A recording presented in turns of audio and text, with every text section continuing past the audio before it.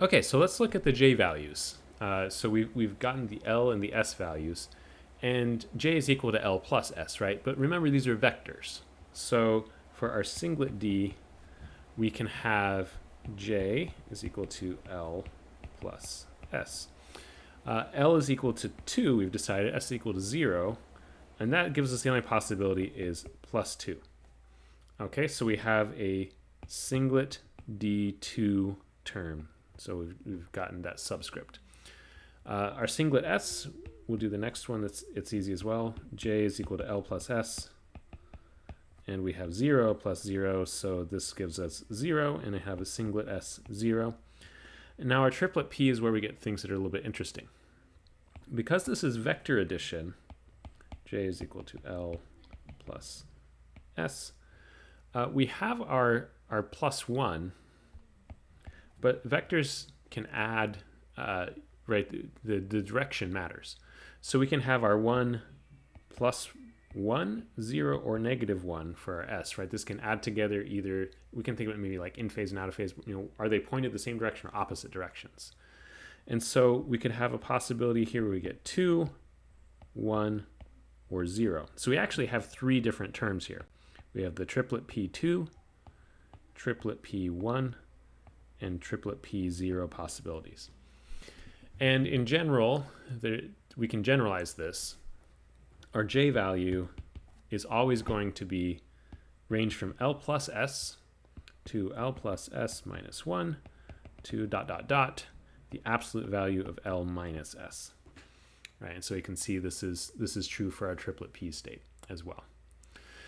Now, we've defined our terms. We've found that we kind of have like 1, 2, 3, 4, 5 different terms associated with this one, simple electron configuration of 2 electrons in a p orbital. What's the point of doing all this, right? Why does all of this matter? Well, this is our way of defining electronic states, and these are the quantum numbers, these capital quantum numbers that we use to define them.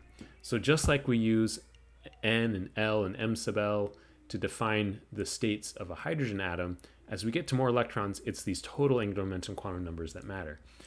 And the reason they matter is that they tell us energies, right? The energies of these different states are very different. So just to look at some specifics for a carbon atom, if we want to compare the energies of these different states, we'll see there's pretty drastic differences. So the energy of a triplet P0, and then the next video we'll go over the rules that explain how we know which ones go in which order. All right, so this is the order the energies go in. And the actual experimental values in wave numbers. So if we treat the triplet P0 as the ground state as energy of 0, triplet P1 is slightly higher in energy at 16.4 wave numbers. Triplet P2 is a little bit higher still at 43.4 wave numbers. But when we go to singlet D, it's 10,000 wave numbers higher in energy. So even though this is, ostensibly the same electron configuration, 2 p electrons, if we go from that triplet to singlet state, there's a huge gap in energy here. 10,000 wave numbers is, a very large amount of energy. If we go to the singlet S state, it's even more. It's 21,648 wave numbers.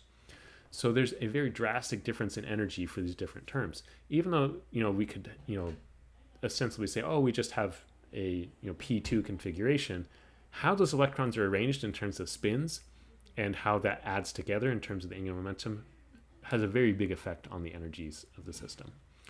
So in our final video for this chapter, which is the next video, we'll talk about how we know the ordering here and the selection rules of going between these different electron configurations, these different electronic states.